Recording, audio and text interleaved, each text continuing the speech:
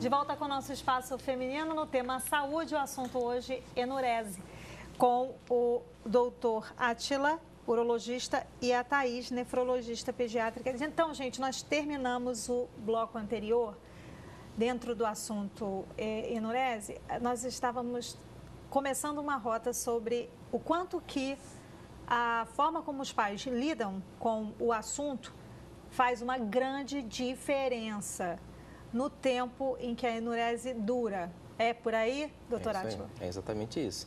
Na realidade, assim, quando a primeira medida que a gente toma quando a gente tem uma família, né? E normalmente uma família que chegou a procurar o médico por causa disso, ela está com dificuldade de lidar com o assunto, né? Os pais estão ansiosos por ver o filho sofrendo, a criança está ansiosa porque não corresponde às expectativas do pai e da mãe. A primeira medida é a educação, né? Então, por isso que eu acho importante um espaço como esse aqui, falar sobre o assunto, porque entendendo exatamente do que se trata, que a gente começa os primeiros passos do tratamento. A partir daí, a primeira coisa que a gente faz antes de qualquer medicação, antes inclusive do alarme, é o que a gente chama de uroterapia, é uma terapia de comportamento. Então, tem uma série de situações, né? Do dia a dia, que na verdade deveria valer para todo mundo e que acabam prejudicando esse tratamento. Então, é a quantidade de líquido que se bebe durante o dia, são alguns alimentos que são mais diuréticos ou mais irritativos para a bexiga, né? A questão da punição. Então, isso eu acho que vale a pena reforçar, porque a gente tem dados mostrando que metade das crianças tem punições físicas, né? A palmada, a chinelada, por conta da enurese. E fora o vexame, né? E fora vamos pegar o colchão e vamos colocar no almoço de domingo para todo mundo ver que é deplorável isso, marcante. E não resolve. É algo que vai... É algo que vai regredir o processo. Exatamente. Você não melhora o processo com isso. Quanto mais você fizer com que o seu filho sofra qualquer tipo de constrangimento ou vexame, pior para ele será. Em gênero, número e grau. Pode ter certeza. E isso para o futuro dele, então, vai traçar aí um outro indivíduo que deveria ser mais saudável, mais tranquilo, mas vai promover aí todo um receio, um medo, a sua raiva. mensagem hoje de início foi vencendo o desânimo, né? Essa criança, ela chega desanimada, você imagina você sofrer uma determinada punição ou uma cobrança por algo que você não controla. Então, isso é muito doloroso. Então, a primeira medida é mudar o ambiente. A criança é muito responsiva às reações dos pais, né? Ela não sabe medir o perigo de uma situação, né? Então, ela vai muito pela reação dos pais. Se os pais estão ansiosos, ele percebe isso e ele também fica ansioso. Então, a primeira coisa é mudar o ambiente da criança e dar uma injeção de ânimo, né? Que ela é capaz de melhorar dessa situação e ela é a grande beneficiária, que mais quer, né, essa melhora, né? Sim. Você conseguiu, como a Thaís falou, né? A criança conseguiu. Parabéns, que bom. Aí, e se ela não conseguir? Filho, você vai conseguir. Você vai conseguir. Um dia a gente chega lá. Fica tranquilo. Porque essa tranquilidade colocada, ela gera uma paz, um equilíbrio muito grande, né, Thaís? Exato, exatamente. Um equilíbrio para a criança, para a família e um ambiente propício para ela melhorar. Porque é uma questão de amadurecimento. A grande maioria se resolve sozinho. Então, assim, ao ano a gente vê que um número menor de crianças vai tendo isso, porque elas vão resolvendo mesmo sem tratamento. Então, o ambiente é fundamental. E esses hábitos que o Átila falou. Às vezes, muitas mães aqui trabalham fora, né? Então, às vezes, a criança ficou o dia inteiro em casa, não bebeu água. A mãe chegou do trabalho e começa, vai beber água, vai beber água, vai beber água. E a criança bebe litros de água só durante a noite. Não tem como, ela vai ter que urinar durante a noite, né? Então, são certos hábitos que a gente tem que tentar corrigir para diminuir também, para aumentar a chance da criança melhorar o mais rápido possível. A possibilidade da enurese ela vir a existir por uma questão assim absolutamente psicológica, digamos, a criança mudou de estado, alguma coisa nova na vida da criança, separação dos pais, e que a criança que não tinha enurese, ela começa a desenvolver e a ter enurese? É possível isso acontecer? Sim. Normalmente, quando isso acontece, o que ocorre é o que a gente chama de enurese secundária. Então, é aquela criança que já tinha controle por mais de 6 meses, né, que é o critério, e, de repente, alguma coisa acontece na vida dela e que ela volta a ter essa, como se fosse uma regressão. Como se fosse uma regressão. Então, normalmente, quando chega uma enurese secundária, o que chama atenção, o que a gente vai tentar buscar na história é exatamente isso. É uma separação de pais, alguma coisa na escola que não está bem, que muitas vezes não verbaliza para os pais. Mas pode estar relacionado. Também, um né? irmão que nasce. Nascimento de um irmão também é muito comum. É muito comum com o nascimento de um irmão e a criança fica insegura e aí regride, né? Alguns marcos. Engraçado que uma vez uma pessoa chegou comigo e disse que a sua filhinha disse assim, olha, eu não vou parar de fazer xixi na calça. Xixi de noite. Aí ela disse, mas por quê? Né? Por que você não vai mais parar? Porque eu não vou mais crescer. Você para sempre o seu bebê. Então é uma forma também da criança ter esse tipo de atenção, assim, de atenção do pai. Mas isso é raro. E, assim, não, a gente está pensando em todas as possibilidades. Né? Eu sempre tenho medo de algum... é fácil justificar assim, né? É mais fácil justificar assim do que justificar com algo que eu não sei o que é. E nem o médico sabe o que é, né? Por que acontece? Ninguém sabe exatamente por quê, né? Tem muita teoria, muita hipótese, mas se acredita que talvez uma conjunção de probleminhas é que levem a isso, mas não tem uma explicação única. E isso é ruim, assim, a gente está meio acostumado a ter explicações, né?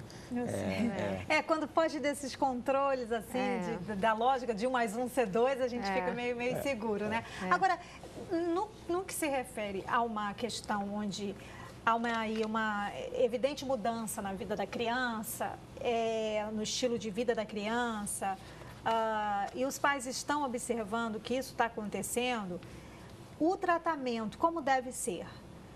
Que tipo de atitude deve se ter num tratamento como esse, especificamente na enurese secundária? Bom, é o igual ao da primária? Normalmente a gente... Aí o tratamento é muito mais psicológico, né?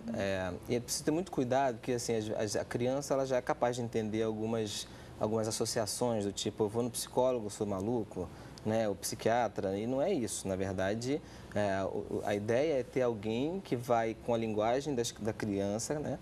Entender exatamente o porquê que ela está passando por aquilo e dar voz para ela, né? Então, assim, durante muitos processos, principalmente separação de pais, mudança de local, a criança não é consultada, né? E isso é doloroso, às vezes a forma como ela expressa isso por exemplo, normalmente é por outras formas, né? Outras vias. Por outras vias, né? Mas inclusive de saúde, mas em alguns casos com alguma regressão, assim, como a perda de uma noite. Mas aí é preciso muito diálogo, né? De novo, criar um ambiente confortável, de segurança, para ela poder passar por aquilo, como é doloroso para cada um das pessoas que está passando, né? Acho que ela tenha. E Thaís, no caso, essa questão da enurese secundária, que já vem mais nesse aparato aí todo, evidenciando um aparato mais psicológico, como é que a mãe chega, os pais chegam ao médico e para realmente tirar a dúvida de que não é apenas fisiológico, não é apenas psicológico, pode ser algo fisiológico, um exame é feito. Então, nesses casos, a gente fica mais atento, né? Com a história, um exame físico muito detalhado. Tem algumas malformações, principalmente de coluna, que à medida que a criança cresce, pode dar algumas alterações no hábito de urinar. Mais uma vez, dificilmente vai vir só com uma alteração à noite. Normalmente a gente vai ver algum sintoma diurno também. E aí algumas coisas que assim, a gente, muita coisa para falar, por exemplo, às vezes a mãe não repara, mas uma criança que urina mais de 7 vezes ao dia, isso é uma alteração de hábito diurno. diurna, porque a criança acima dos 5 anos, ela tem que urinar entre 4 e 7 vezes por dia. Se seu filho, de hora em hora, ele vai ao banheiro, então isso já é uma alteração de hábito diurno que normalmente não é observada, porque o que a gente observa é o xixi na cama, porque incomoda, porque tem que trocar o lençol, porque tem que botar o colchão para secar. Exato. Então, assim, muitas vezes isso não é observado. Então, nesses casos, cabe sim, realmente, ver a história detalhada com a família, um exame físico muito minucioso para ver se tem alguma alteração, principalmente de coluna, de genitália, se tem alguma outra alteração que justifique isso. E aí, exames complementares, além do exame de urina simples, a gente pode sim lançar mão de um ultrassom para ver como é que está a capacidade da bexiga da criança, se está normal, espessura da parede da bexiga, se está normal, se a criança, quando vai ao banheiro, consegue esvaziar a bexiga, porque às vezes isso é outra alteração que não é percebida, é aquela criança que vai, urina, mas ainda fica com urina dentro da bexiga.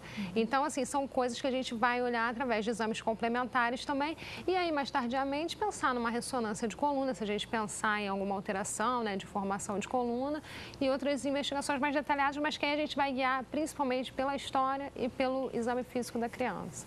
É isso que você está falando, Thaís, me remete ao que nós aqui no Espaço Feminino sempre estamos orientando a você, não é? Que você realmente procure um especialista, não fique deixando para depois algo que você pode resolver com o especialista lhe orientando adequadamente, porque o que acontece, doutor Átila, é que muitas vezes a mãe escuta a história de um, a história de outro. Não se preocupa não, porque com fulaninho, com Beltrano aconteceu e tudo, então e não vai num médico. E até com uso de medicações, assim, até algum tempo atrás, algumas medicações que eram usadas para tratamento especificamente de enurese tinham toxicidade, inclusive toxicidade cardíaca.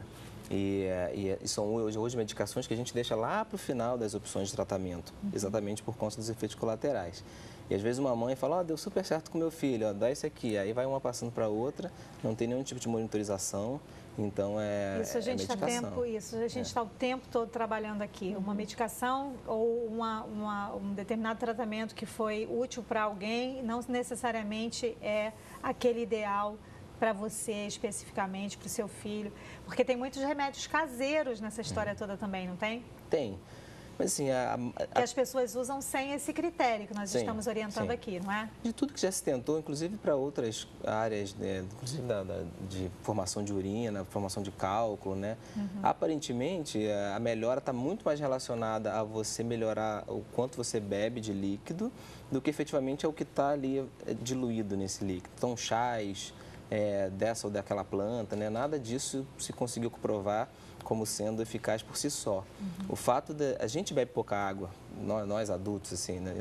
E a gente tende a não monitorizar isso na criança. Uma das primeiras medidas que a gente faz com a criança é ver o quanto ela deveria beber por dia, estimular ela a beber aquilo durante o dia, para que ela esteja bem hidratada e chega à noite você tira esse líquido pelo menos 2, 3 horas antes de dormir. Antes de dormir, pede para a criança fazer xixi, ela esvazia a bexiga, então assim, ela vai dormir sem ter bebido muita água antes de deitar, ela esvaziou a bexiga antes de deitar, então são fatores que por si só, muitas vezes sem nenhum tipo de tratamento ou outro, você consegue melhorar. Pois é, no programa de hoje, no tema saúde, também temos uma dica bem interessante, dá uma olhadinha aí.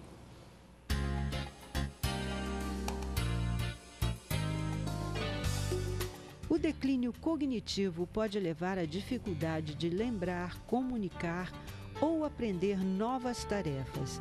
Com a alimentação balanceada, é possível adiar o declínio cognitivo que ocorre com o passar dos anos. Por isso, nós separamos algumas sugestões que podem te ajudar a adiar esse processo. O café da manhã é a mais importante refeição do dia. Comece o dia com uma refeição que é baixa em gordura, alta em proteína e baixa em carboidratos e açúcar. Isso ajudará você a alcançar a performance do pico mental durante o dia. Mantenha o peso, o colesterol e a pressão arterial sob controle, com uma dieta nutritiva e alimentos com baixo teor de gordura. Consuma em grande quantidade grãos, frutas e vegetais. Evite gorduras saturadas. Inclua ácidos graxos ômega 3 na dieta, como os contidos em peixes como salmão, sardinha e atum.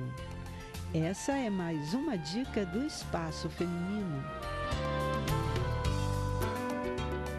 Gente, vocês perderam a Letícia aqui, gente. Se tivesse cortado a dica, vocês iam ver a Letícia aqui estreando no Espaço Feminino, hein? A coisa tá boa, chefe Rodrigo, tá vendo? Olha só, nosso prato, fitsoba. Deu tempo para pensar? Sobre. No Não, convite? Já topei o convite. Não. Ah! O convite está topado já. Então nós vamos bolar uma pauta bem legal para a gente trazer aqui o chefe Rodrigo com outras opções de uma comida bem bacana, uma culinária bem legal que ele idealizou para esse projeto do emagrecimento com saúde, não é isso, Rodrigo? Exatamente. Vamos falar sobre isso então. Olá! Ó, vamos para o intervalo, a gente volta já já, porque a Thaís e o Átila gostariam de fazer algumas recomendações a respeito de bebidas, né? Refrigerantes, enfim, com cafeína, nesse assunto ainda da enurese, não é isso? Então pronto, daqui a pouquinho, depois do intervalo, a gente volta.